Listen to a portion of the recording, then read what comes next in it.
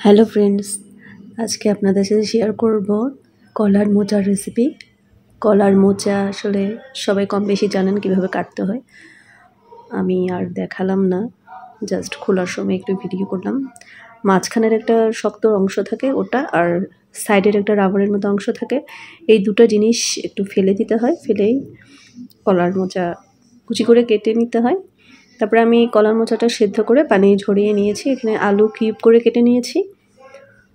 তারপরে চিংড়ি মাছ দিয়ে রান্না করব। চিংড়ি মাছ নিয়েছি, আর পেঁয়াজ, রসুন আর কাঁচামরিচ কুচি। কড়াইয়ে আমি তেল দিয়ে দিয়েছি। এখন আমি পেঁয়াজ, রসুন, মরিচ এগুলি ভেজে নিব। আমি লাল গুঁড়া মরিচের গুঁড়াটা ইউজ করব না, কাঁচামরিচ দিয়ে রান্না করব।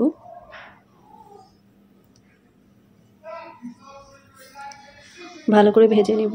তারপর আমি অ্যাড করে দিব তেজপাতা। 2 টুকরা তেজপাতা আমি অ্যাড করে দিলাম। তারপরে আমি আলুটা অ্যাড করে দিব, ভেজে নিব।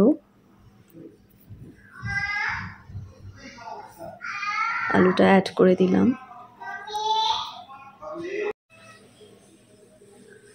ভালো করে ভেজে নিব।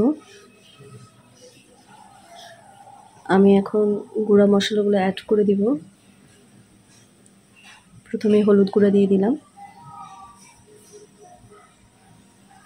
তারপরে দিয়ে দিলাম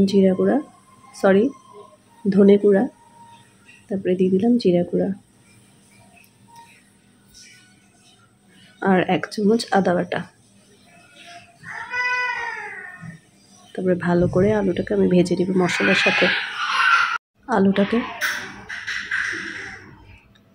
লবণ অ্যাড করে দিলাম।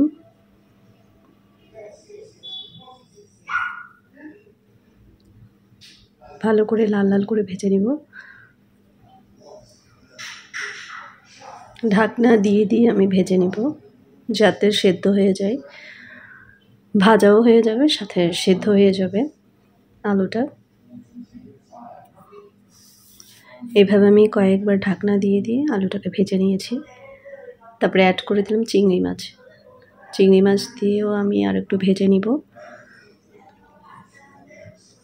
চিংড়ি মাছ ছাড়াও কিন্তু কলার মোচা অনেক টেস্ট হয় খেতে, আলু দিয়ে ভাজি করলে শুধু। আর চিংড়ি মাছটা দিলে আর একটু বেশি টেস্ট হয়, তার জন্যই আসলে দেওয়া।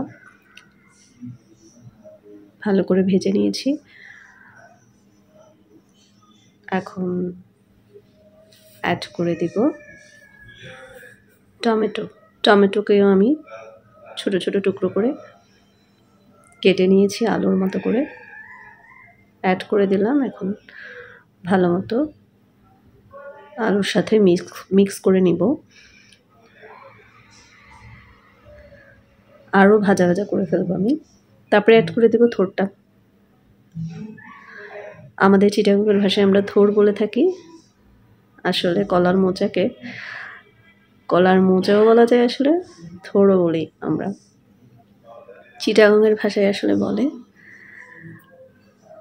অনেকে আসলে শব্দটার সাথে পরিচিত না, বেশিরভাগ মানুষ আসলে কলার মোচাই বলে। আমরাও বলি, বাট আমাদের এখানকার লোকাল ভাষায় আমরা চিটাগাংয়ের ভাষায় আমরা থোড়ও বলে থাকি। প্রায় ভাজা ভাজা হয়ে গেছে, পানি বের হয়েছে একটু। আমি পানিটাকে শুকিয়ে ফেলবো একদম। এই তরকারিটা কিন্তু কলার মোচার তরকারিটা কিন্তু শুকনোই আসলে টেস্ট হয়, খেতে ভালো হয়।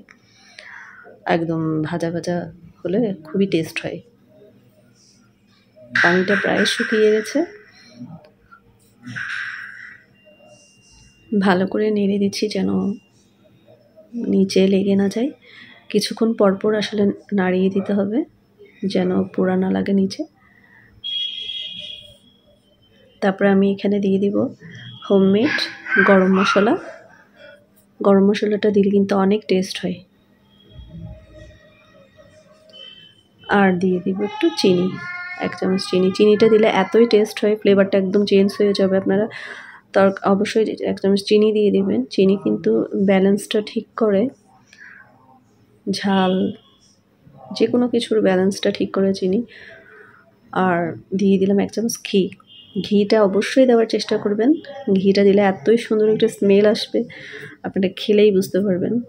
অবশ্যই ট্রাই করবেন আমার রেসিপিটা। ঘিয়ের ফ্লেভারেই আসলে সুগন্ধিতেই ভাত খাওয়া হয়ে যাবে। আপনারা অবশ্যই ট্রাই করে দেখবেন। প্রায় হয়ে গেছে, ভাজা ভাজা একদম ভাজা ভাজা হয়ে গেছে। আমি অনেকক্ষণ ধরেই আসলে এটা নাড়িয়ে নাড়িয়ে ভেজে নিচ্ছি। এই যে দেখুন লাস্ট লুকটা, এতই টেস্ট হয়েছে খেতে, অবশ্যই ট্রাই করবেন। ধন্যবাদ।